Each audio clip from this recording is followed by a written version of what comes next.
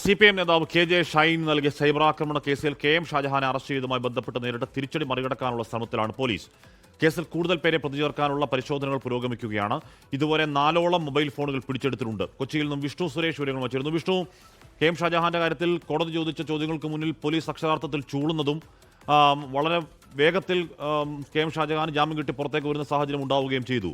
ആ സാഹചര്യത്തെ ആ തിരിച്ചടി എങ്ങനെ ഉണ്ടായി എന്നതാണ് പോലീസിന്റെ വിലയിരുത്തൽ. വിഷ്ണു,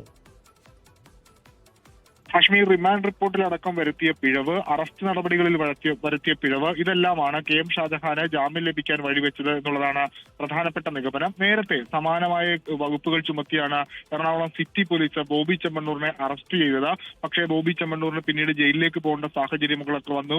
അത് ആ റിമാൻഡ് റിപ്പോർട്ടിൽ ഉണ്ടായിരുന്ന കൃത്യതയായിരുന്നു ആ ബോബിയെ അന്ന് ജയിലിലേക്ക് വിട്ടത്. പക്ഷേ ഇവിടെ അത്തരത്തിലുള്ള കൃത്യത പുലർത്താൻ നിലവിൽ അന്വേഷണ സംഘത്തിനായില്ല. അതാണ് തിരിച്ചടിയായത് എന്നുള്ളതാണ് വിലയിരുത്തൽ. അത് മറികടക്കാനുള്ള ശ്രമത്തിലാണ് ഇപ്പോൾ പ്രത്യേക അന്വേഷണ സംഘം ഉള്ളത്. ഇന്ന് കഴിഞ്ഞ ദിവസങ്ങളിലൊക്കെ ഡിവൈഎസ്പിയുടെ നേതൃത്വത്തിൽ ചേർന്ന യോഗം അത് ഇന്നും ചേരുന്നുണ്ട്. ആ യോഗത്തിൽ ചില തീരുമാനങ്ങൾ ഉണ്ടായാൽ കൂടുതൽ പേരെ പ്രതി ചേർക്കാനുള്ള നടപടിയിലേക്ക് പോകും. നിലവിൽ 3 പേരെയാണ് പ്രതി ചേർത്തിട്ടുള്ളത്. അതിൽ ഷാജഹാനെ മാത്രമാണ് ചോദ്യം ചെയ്യാൻ പറ്റിയിട്ടുള്ളത്. ബാക്കി അതിൽ ഗോപാലകൃഷ്ണൻ മുൻകൂർ ജാമ്യാപേക്ഷയുമായി ജില്ലാ കോടതിയെ സമീപിച്ചിട്ടുണ്ട്. ഈ കൊണ്ടോട്ടി അബു എന്ന് പറയുന്ന യൂട്യൂബർ വിദേശത്താണ്. അപ്പോൾ ഈ ബാക്കി 2 പേരെ കൂടി ചോദ്യം ചെയ്യേണ്ടത് ഈ കേസിന്റെ മുന്നോട്ട് പോക്കിനേറെ നിർണായകമാണ്. ഗോപാലകൃഷ്ണന്റെ മുൻകൂർ ജാമ്യാപേക്ഷ 30-ാം തീയതി മാത്രമേ പരിഗണിക്കുകയുള്ളൂ. അതുവരെ അന്വേഷണം ഏത് രീതിയിൽ കൊണ്ടുപോകണം എന്നുള്ള ആലോചനയാണ് ഇപ്പോൾ പുരോഗമിക്കുന്നത്.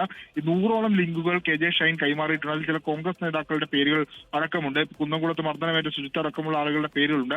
അപ്പോൾ അവരെ എല്ലാം ഈ കേസുമായി എങ്ങനെ കണക്ട് ചെയ്യാൻ പറ്റും, ഏതെങ്കിലും തെളിവുണ്ടോ എന്നൊക്കെയാണ് ഇപ്പോൾ പരിശോധിച്ചുകൊണ്ടിരിക്കുന്നത്. എന്തായാലും വലിയ തിരിച്ചടി KM ഷാജഹാന് ജാമ്യം ലഭിച്ചതോടുകൂടി പ്രത്യേക അന്വേഷണ സംഘത്തിന് ഏറ്റിട്ടുണ്ട്. അത് മറികടക്കാനുള്ള എല്ലാ ശ്രമങ്ങളും അന്വേഷണ സംഘത്തിന്റെ ഭാഗത്തുനിന്ന് ഉണ്ടാകും. പക്ഷേ ഇനി എങ്ങനെയാണ് വകുപ്പുകൾ, ഈ കേസുമായി ബന്ധപ്പെട്ട് വകുപ്പുകൾ ആഡ് ചെയ്യപ്പെടുക, അതല്ലെങ്കിൽ ഈ റിമാൻഡ് റിപ്പോർട്ട് അടക്കം മറ്റു പ്രതികളുടെയൊക്കെ റിമാൻഡ് റിപ്പോർട്ട് എങ്ങനെ തയ്യാറാക്കണം, അതുമായി ബന്ധപ്പെട്ടുള്ള കൂടിയാലോചനകളാണ് നിലവിൽ പുരോഗമിക്കുന്നത്. ആഷ്മി, ഈ റിമാൻഡ് റിപ്പോർട്ടിൽ ലൈംഗിക ചുവയുള്ള വാക്ക് വ്യക്തമാക്കാമോ, അല്ലെങ്കിൽ വീഡിയോയിൽ അശ്ലീലമായ ഭാഗം ഏതാണ് എന്ന കോടതി ചോദിക്കുന്നുണ്ടായിരുന്നു. അതിന് വേണമെങ്കിൽ പോലീസിന് ഒരു കൺവിൻസിംഗ് മറുപടി പറയാമായിരുന്നിട്ട് പോലും മറുപടി പറയാനാവാതെ പോലീസ് കുഴയുന്ന കാഴ്ച നമ്മൾ കണ്ടു. അപ്പോൾ ഗോപാലകൃഷ്ണന്റെ കാര്യത്തിലടക്കം മൗലികമായ ആ ചോദ്യത്തിന് മറുപടി പോലീസ് കണ്ടെത്തേണ്ടതുണ്ട്.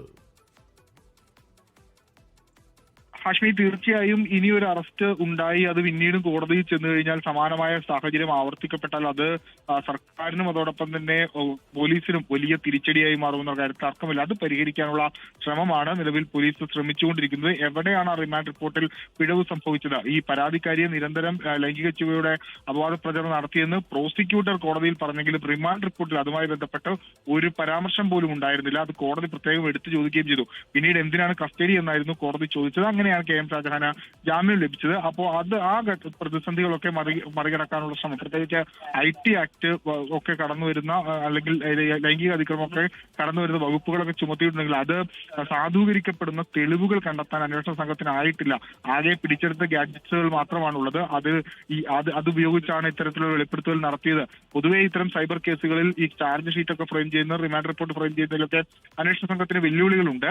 ആ വെല്ലുവിളിയുടെ ഏറ്റവും പ്രധാനപ്പെട്ട രൂപമാണ് ഇന്നലെ കണ്ടത്. അത് മറികടക്കാൻ ഇവർക്കാകുമോ ഇല്ലയോ എന്നുള്ളതാണ് പ്രധാനപ്പെട്ട ചോദ്യം. ആഷ്മി, ഓക്കെ.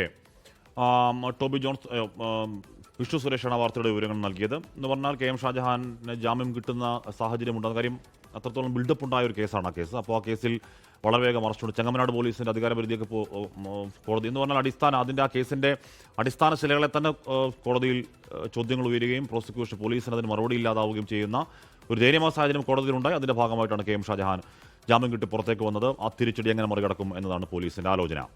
ലോകത്തെവിടെയായാലും ഏത് സമയത്തും 24 വാർത്തകളും ഓഗ്മെന്റഡ് റിയാലിറ്റി പാക്കേജുകളും എക്സ്പ്ലെയിനറുകളും വിശദമായി കാണാൻ ഞങ്ങളുടെ യൂട്യൂബ് ചാനൽ നിങ്ങൾക്ക് സബ്സ്ക്രൈബ് ചെയ്യാം.